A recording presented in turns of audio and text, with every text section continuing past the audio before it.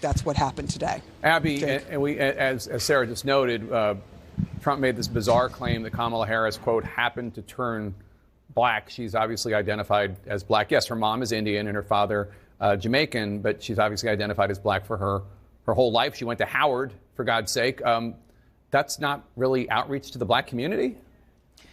I mean, it's really not. And I think that one of the things about this decision of Trump's to come to NABJ, it's based on this premise that he is making inroads with black voters, particularly black men.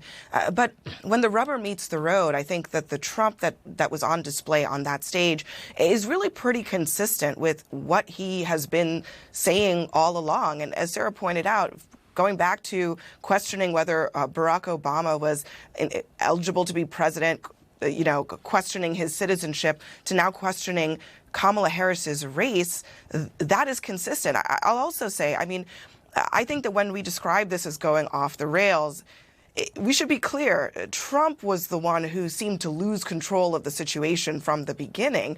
The questions were there, and they were very clear. He was asked about whether he would pardon January 6th rioters. He said that he would, including the ones who assaulted police officers. He was asked about a very high-profile case going on right now involving a black woman who was killed by a police officer.